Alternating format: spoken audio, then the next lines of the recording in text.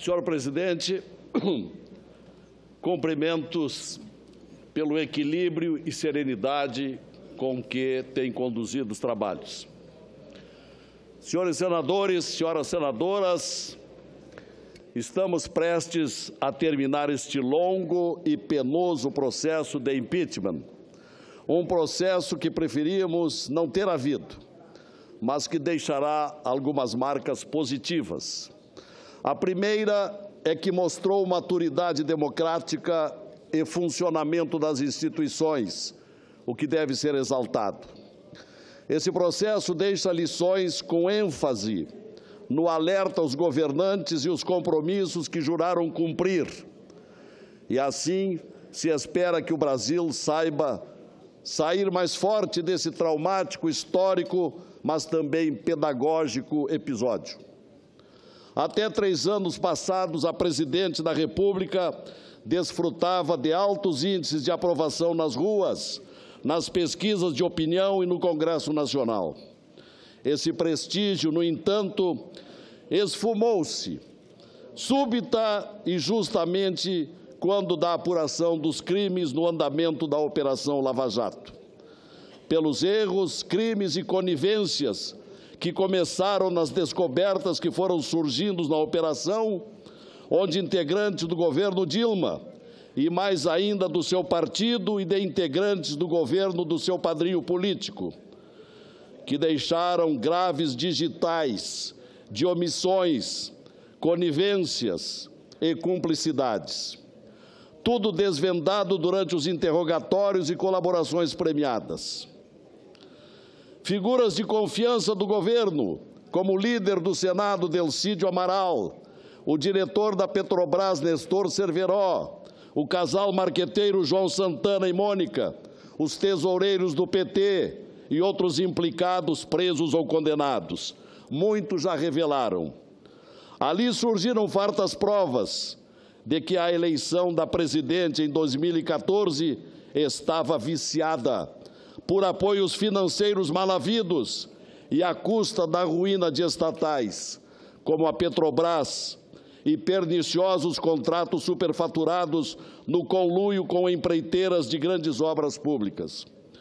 Por esse conjunto de fatos, senhores senadores, irrefutáveis, que se passou a chamar de conjunto da obra, que o governo não quer ouvir, por razões óbvias, porque incriminadoras, é que esse processo de impeachment também precisa ser encarado nos aspectos políticos, como é próprio de um feito, de um impeachment, porque é proposto, discutido e julgado por políticos numa casa de natureza política.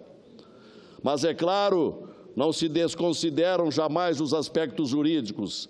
E, nesse sentido, convém invocar, ainda em tempo, que a presidente não só infringiu a variada combinações de preceitos legais, como da Constituição Federal, artigo 86, artigo 85, inciso 6º, artigo 10 e 11 da Lei do Impeachment, artigo 36 da Lei da Responsabilidade, todos basilares da peça acusatória, leis das mais modernas no que tange às limitações do Estado, especialmente na área orçamentária, pela qual se garante o equilíbrio das contas, ordenamento jurídico a que estamos submissos sem exceções.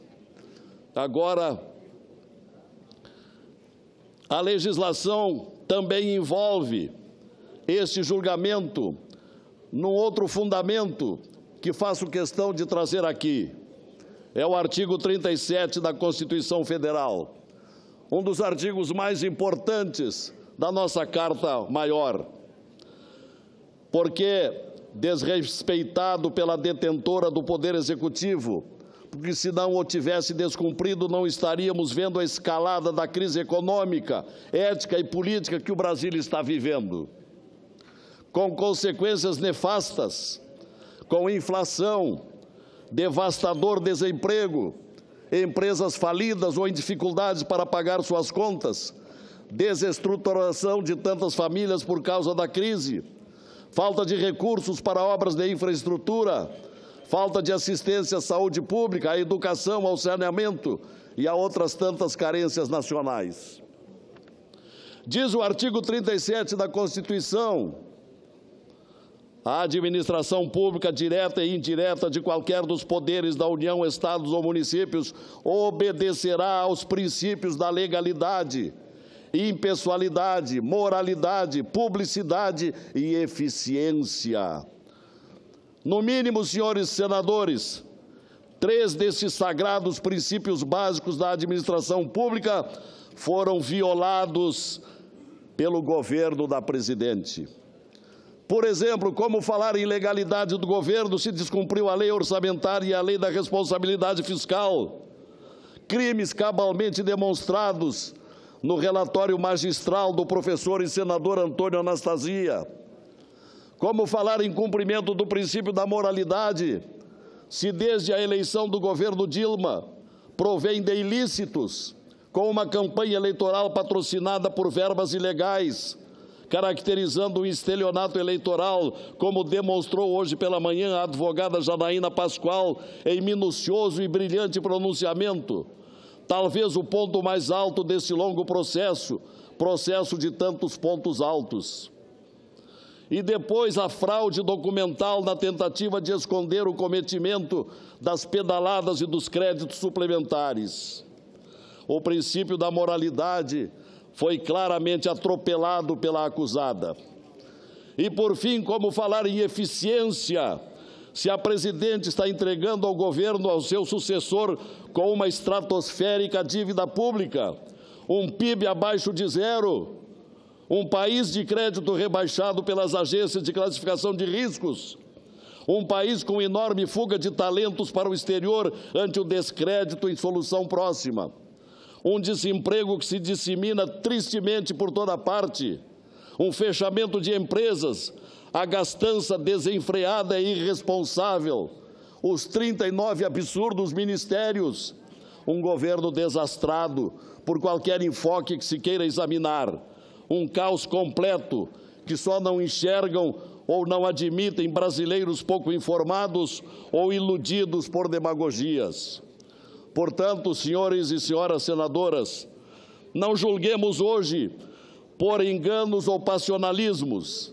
Devemos, isto sim, votar pela racionalidade desta situação, votar por patriotismo, por responsabilidade que temos e pensando na recuperação do Brasil, com tudo que tem para ser próspero, desde que presidido, com transparência, com honestidade, com muito trabalho e também com o cumprimento das leis. Obrigado, senhor presidente.